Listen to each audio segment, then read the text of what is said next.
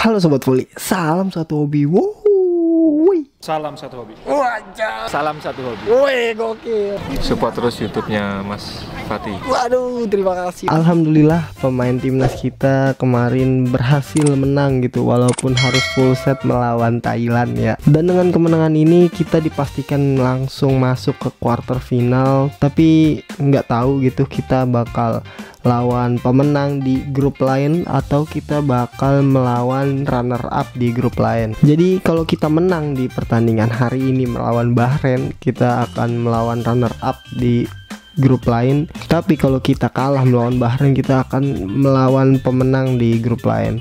Ya gue pengennya sih menang ya, biar kita dapat lawan yang runner up di grup lain ya, otomatis runner up lebih mudah gitu kan daripada pemenang di grup lainnya ya kan. Nah di video ini ayo kita bahas pertandingan kemarin antara King Indo melawan Thailand. Jadi sebenarnya gue pengen langsung bahas gitu, cuma karena gue nonton sampai jam setengah 4 pagi begadang, gue langsung tidur coy, dan bangun-bangun kerja langsung ya kan. Dan kali ini baru sempet, jadi kita bahas pertandingan hari ini walaupun udah mepet mau pertandingan lawan Bahrain ya. Yang pertama-tama kita bahas dulu dari permainan individu ya. Itu beberapa pemain yang menonjol gitu menurut gua. Yang pertama itu Farhan ya, Mas Mulet ini itu berhasil dapat 17 poin dengan 11 attack dan 3 block. Terus juga 3 service S juga. Ini pencapaian bagus banget buat Farhan ya, yang mau main di Liga Jepang. Gue jadi nggak sabar gitu nonton dia ketika dia main di Liga Jepang. Oke. Nah yang kedua pemain kita yang menonjol lainnya adalah Hendra ya. Jadi Hendra ini sama kayak Farhan gitu, dapat 17 poin dengan 5 poin blok di dalamnya. Dan gokil ya attack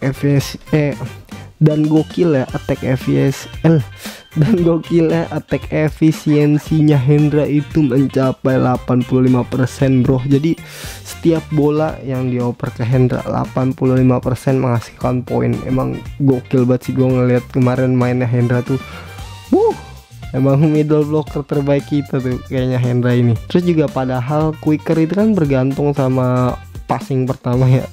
Ya passing pertama kita kemarin masih kucak-kucluk gitulah, nggak nyampe gitu, jarang yang bagus. Tapi ketika setter itu ngoper ke Hendra otomatis poin 85% bro. Terus pemain yang ketiga yaitu salah satu pemain kita yang stabil, tenang tapi poin. Siapa dia? Adalah Doni Haryono. Mas Doni gokil.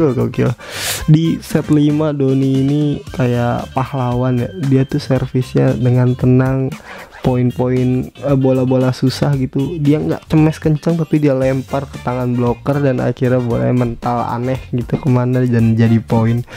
Gokil sih, gue rasa MVP di pertandingan ini ya Doni ya menurut gue ya. Mungkin Hendra juga bagus sih, ya dua-duanya bagus lah. Tapi Doni tuh yang ngerubah suasana di set kelima ya. Karena di set 5 Doni tuh main tenang, bagus, dan bikin musuhnya tuh jauh gitu perbedaan jaraknya. Dan perasaan-perasaan menang nih kita di set ini tuh karena dari Doni menurut gue. Dan pemain menonjol kita yang terakhir adalah Rifan Nurmulki bro. Jadi Bang Rifan ini walaupun efisiensinya cuma 28% ya di statistik, tapi dia berhasil 14 poin. 14 poin. Ya sempat ngangkat juga pemain di awal-awal set 1 ya kan. Dengan jedukannya itu semangatnya makin tinggi. Tapi ya karena perubahan jadi di blok mulu, mungkin jadi ketahuan gitu sama musuhnya yang udah kenal Rifan gitu, tahu cara mainnya ya. Dan kalau kita lihat di statistik tim ya, antar tim itu Indonesia itu unggul dimanapun termasuk di service error.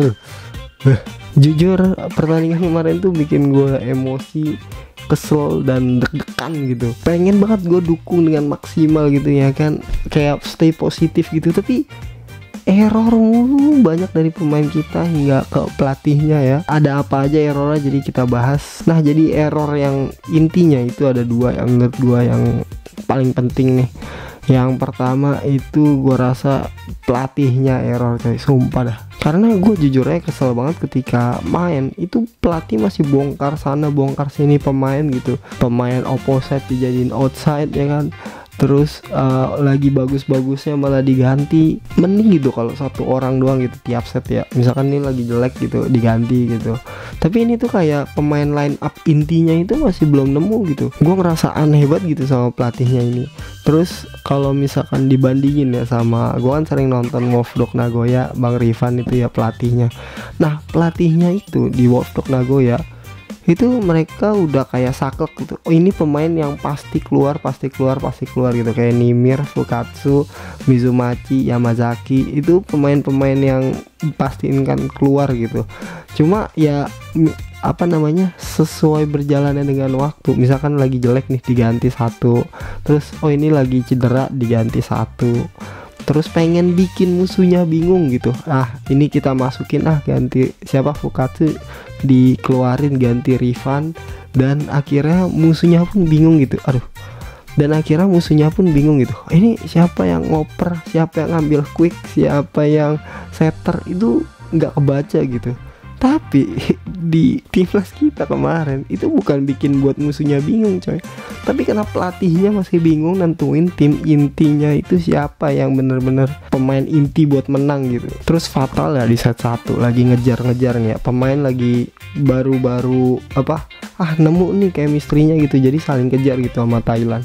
Rifan malah diganti, itu kayak keputusan yang aneh.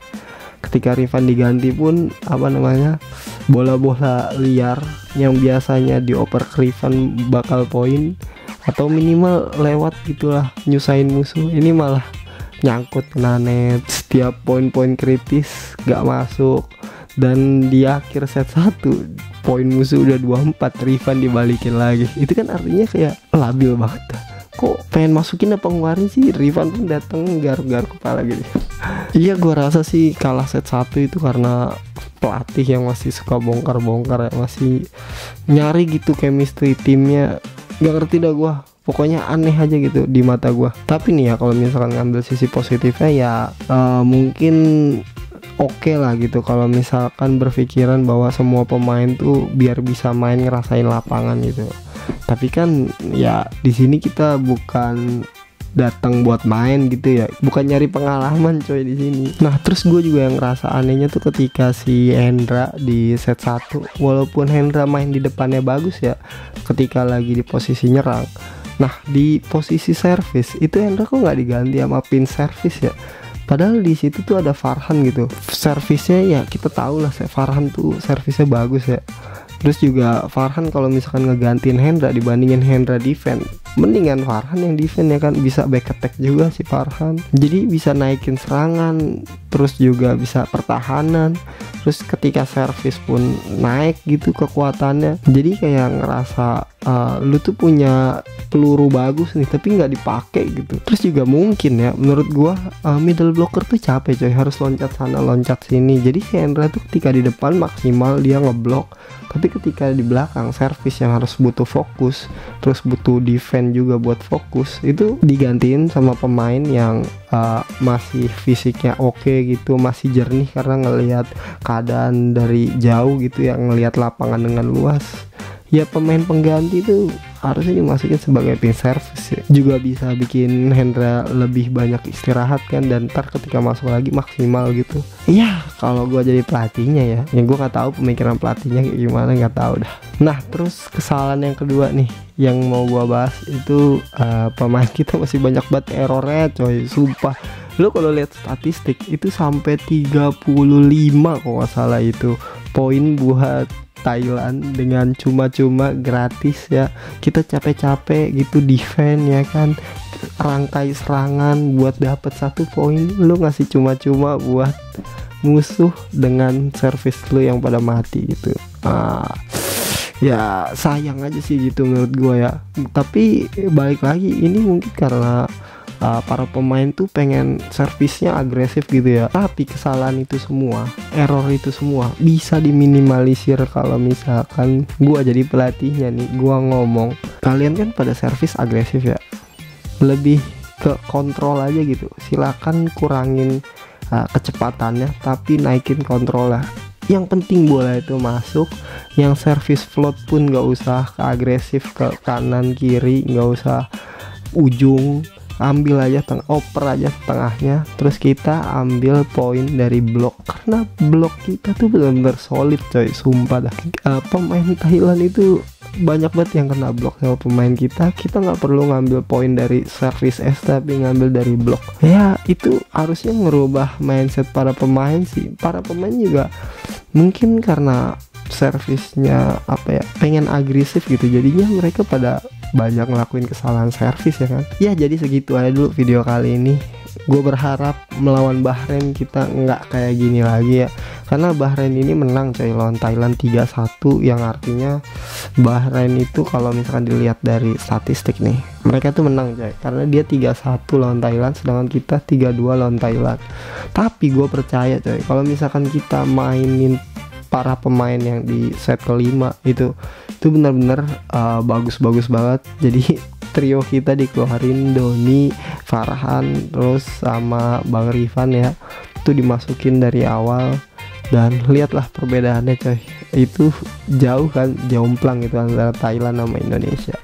Ya gue harap sih pemainnya nggak dibongkar-bongkar lagi ya, jadi fixin aja gitu. Kalau misalkan ada yang aneh gitu, misalkan dia lagi kurang nih, baru diganti gitulah, tolonglah. Nah buat kalian para pecinta volley mania lainnya yang punya pemikiran sendiri atau sendiri, lu salah bang, lu tulis aja di bawah, nggak apa-apa, kita diskusi aja bro. Gue juga pengen belajar volley lebih dalam lagi, mungkin dari kalian ada yang punya pendapat lain ya kan. Oke, gitu aja, salam volley, salam satu hobi, bye bye.